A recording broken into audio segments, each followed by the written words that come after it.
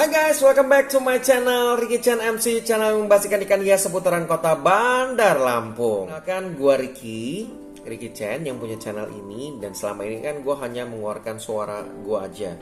Nah hari ini inilah penampakan asli gua. Berarti yang lain-lain palsu ya? Enggak juga sih. Nah guys, jadi hari ini gua mau membagikan sedikit tips yang menurut pengalaman gua ya tentang merawat ikan koki. Banyak orang yang mengeluh tentang memelihara ikan koki. Apakah ikan koki itu cepat mati? Itu mitos atau fakta? Nah, sebenarnya mitos atau fakta itu tergantung orang yang merawat ikan koki itu. Jadi, sesuai dengan pengalaman gue yang sudah 2 tahun merawat ikan koki, ada 3 faktor yang mempengaruhi kita dalam merawat ikan koki. Yang pertama adalah air. Air yang cocok dan yang bagus dengan pH yang bagus itu sangat pengaruh buat kelangsungan hidup ikan koki. Oke. Ada juga yang mungkin bertanya, enaknya air PDAM atau air aqua galon atau air sulingan. Sebenarnya begini, air yang bagus menurut pengalaman gue adalah air yang gue pakai ini air PDAM ya, yang sudah gue endapkan selama 3 hari sampai 1 minggu. Nah itulah air yang gue gunakan untuk dimasukkan dalam tank ikan koki ya, akuarium ikan koki. Nah itu gue pernah menggunakan air yang enggak gue tampung, dan akhirnya ikan gue pernah kolaps sekali ya. Habis itu gue nggak lakukan itu lagi. Nah yang kedua itu adalah heater. Heater itu pemanas ya, pemanas air ya. Nah ikan koki ini nggak bisa di dalam air yang suhunya terlalu panas atau terlalu dingin. Jadi misalnya kalian taruh akuarium kalian itu di dekat di luar ruangan atau di dekat jendela atau di kamar yang ber-AC, itu butuh sekali heater untuk pemanas airnya, karena dia tidak boleh terlalu dingin dan juga dia tidak boleh terlalu panas. Nah heater yang gua pakai itu gua pakai kurang lebih untuk suhunya 30 derajat Celcius. Nah itu cukup menghangatkan. Nah heater yang gue pakai ini, kalau dia sudah cukup hangat maka dia akan mati. Tetapi kalau dia sudah mulai dingin lagi, dia akan hidup kembali secara otomatis ya. Dan yang ketiga itu adalah pakan. Nah pakan yang banyak dijual di pasaran itu ada yang murah, ada yang mahal.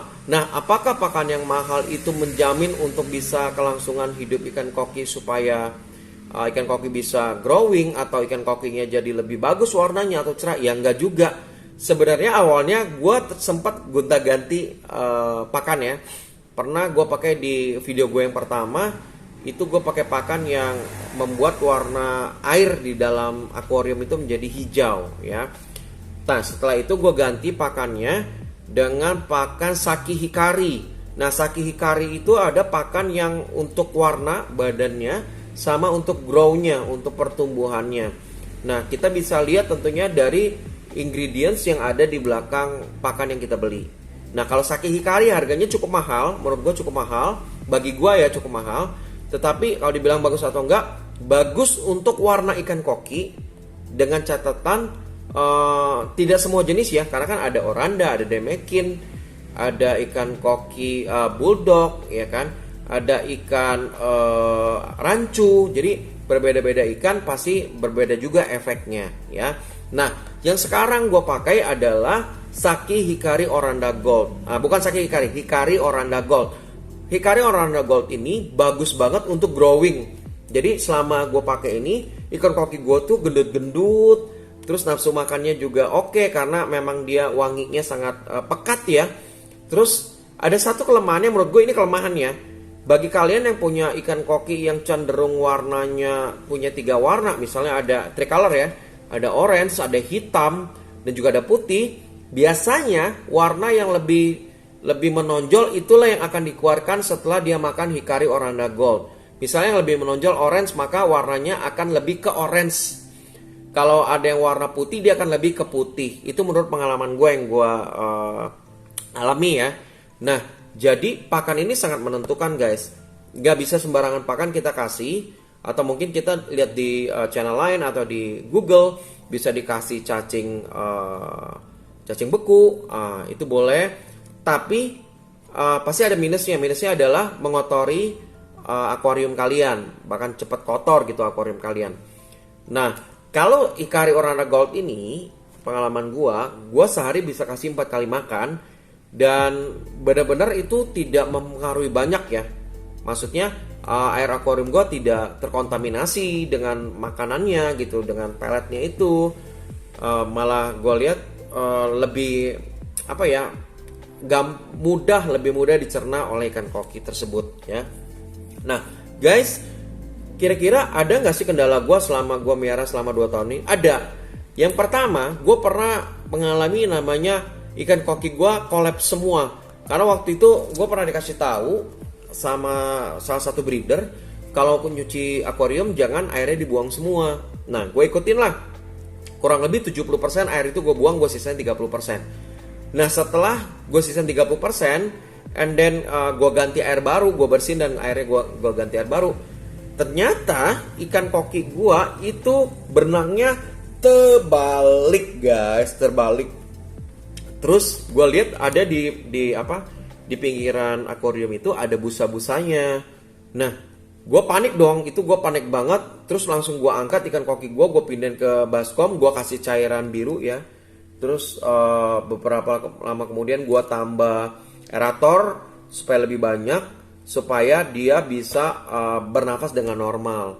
And then singkat cerita itu baik-baik lagi, kembali normal lagi, dan air akuarium gue kurasin abis.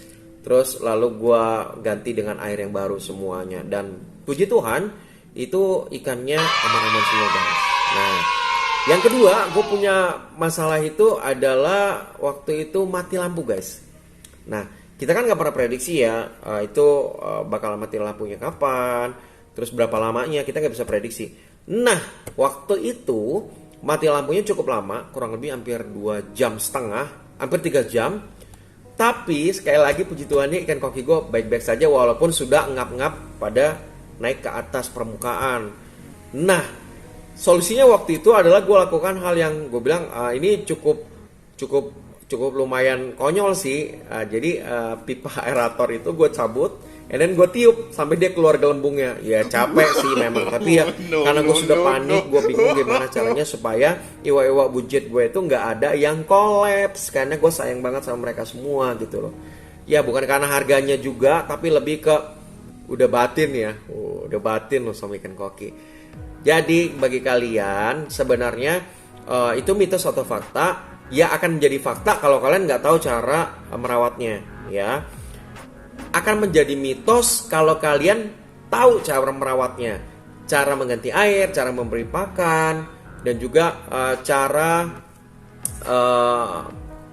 menggunakan filter ya.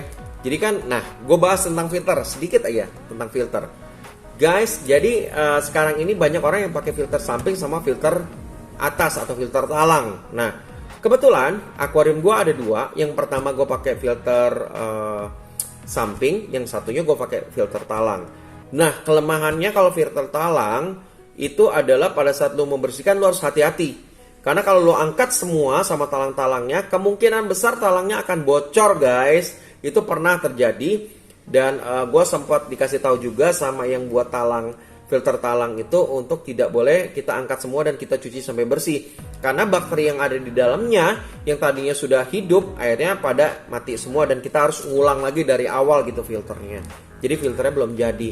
Nah, kekurangan dari filter samping adalah itu kotoran ikan akan kelihatan banget guys. Jadi untuk pandangan mata jadi kayak kurang bagus gitu guys. Nah, jadi sebenarnya mau filter samping maupun filter talang, kalian harus tahu cara bagaimana mencucinya, bagaimana caranya kalian meraciknya gitu. Karena kan kalau salah racik pun juga nanti malah filternya tidak berjalan dengan baik, air juga tidak akan bersih dan bisa merugikan buat ikan koki kalian yang udah kalian rawat.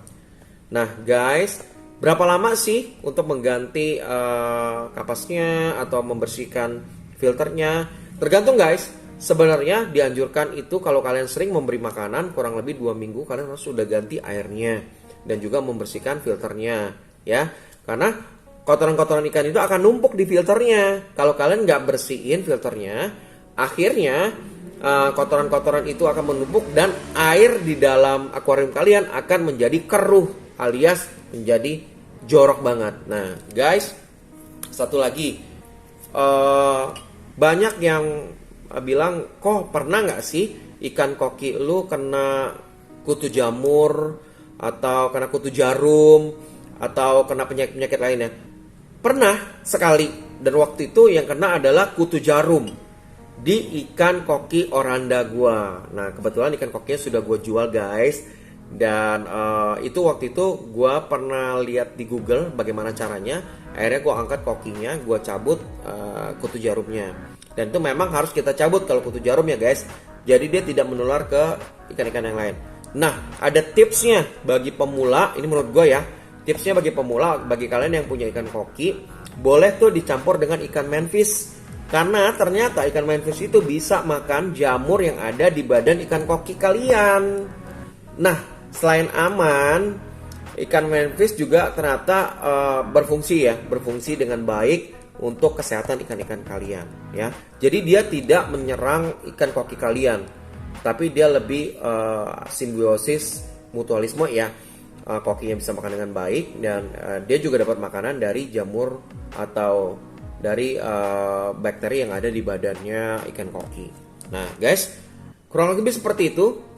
Kalau sudah menjawab pertanyaan kalian, puji Tuhan. Tapi kalau belum juga, mohon maaf. Demikian yang bisa gue bagiin, karena sesuai dengan pengalaman yang sudah gue jalanin. Oke guys, sekian kurang lebih seperti itu. Kalau ada pertanyaan, mitos atau fakta, ya tergantung caranya kita merawatnya. Akan bisa menjadi mitos kalau kalian pintar ngerawat ikan kokinya dan tahu caranya. Akan menjadi fakta kalau kalian nggak tahu caranya bagaimana merawat ikan koki yang benar, karena ini ikannya sensitif banget. Oke guys, begitu aja.